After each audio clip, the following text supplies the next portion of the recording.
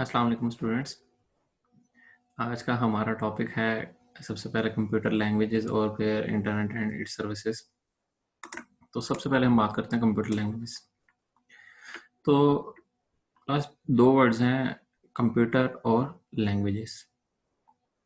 सबसे पहले अगर हम लैंग्वेज की बात करें तो लैंग्वेज क्या होता है? वे ऑफ कम्युनिकेशन, जिससे हम एक दूसरे के साथ डाटा ट्रांसफर करते हैं, एक दूसरे से बात करते हैं, उसको हम क्या कहते हैं?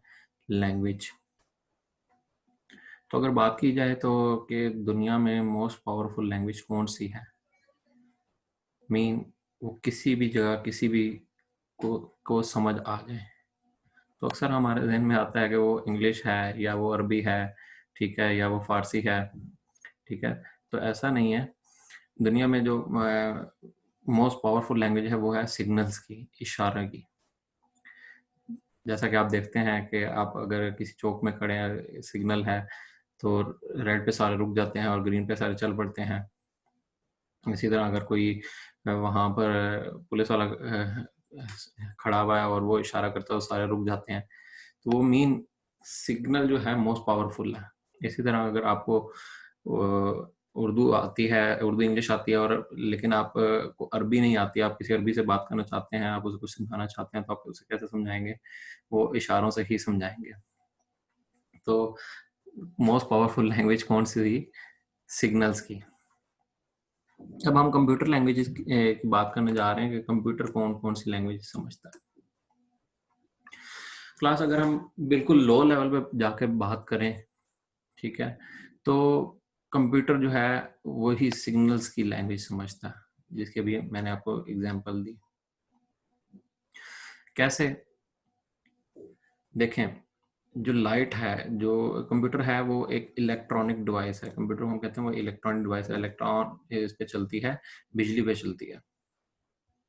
तो बिजली का जो ऑन का सिग्नल है वो कंप्यूटर का 1 है, और जो ऑफ का सिग्नल है वो 0 है। हमने पढ़ा, हमने सुना कि कंप्यूटर में जो है वो कंप्यूटर जो है वो 0 1 की लैंग्वेज समझता है। तो 0 1 से भी अगर उसके हम बैक एंड पे जाएं और डेप्थ में जाएं तो वो बेसिकली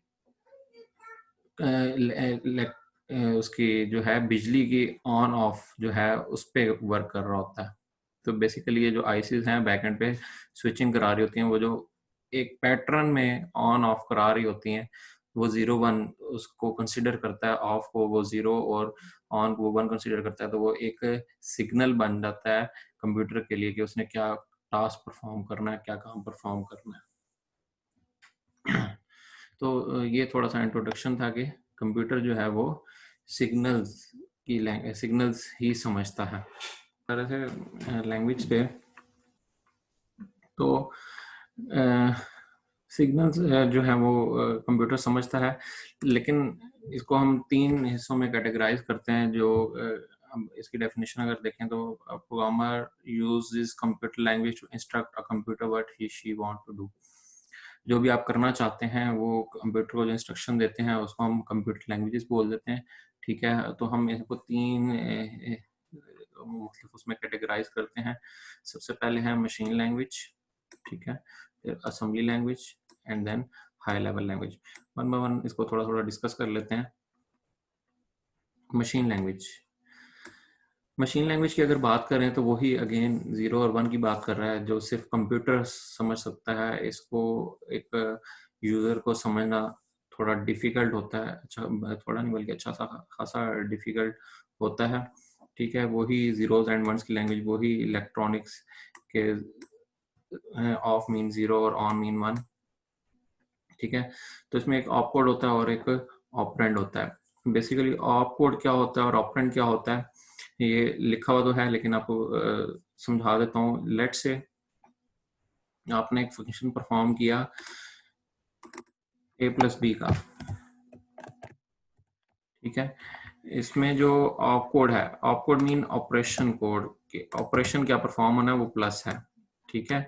अब प्लस के बैक एंड पे भी जो है इसको फर्दर इसको ट्रांसलेट किया जाता है आस्कीज में, और फिर देन उसको 0 1 की फॉर्म में, ठीक है।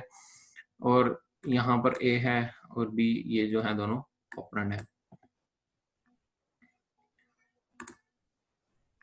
ये क्लास ऑप कोड क्या हो गया? ऑपरेशन कोड जो कि ऑपरेशन परफॉर्म करना चाह रहे हैं और ऑपरेंड जिसके ऊपर ऑपरेशन परफॉर्म करना है, ठीक है। अब बात करते हैं कुछ इसके करैक्टरिस्टिक्स की, इसके मशीन लैंग्वेज की। फास्ट होती है क्योंकि मशीन इसे इजीली अंडरस्टैंड कर सकता है, ठीक है। सारी बात है जो आपके करीब होगी, जिस आपसे इंग्लिश में बात की जाए तो आपको अंडरस्टैंड करना थोड़ा मुश्किल होगा, और अगर वही आपकी अपनी नेटिव लैंग्वेज में, मदर टंग में, उर्दू में बात की जाए तो समझना आसान होगा। तो यही बात है कि मशीन लैंग्वेज कंप्यूटर के बहुत ज़्यादा उसकी नेटिव लैंग्वेज है, तो वो इजीली अंडरस्टैंड कर लेता है।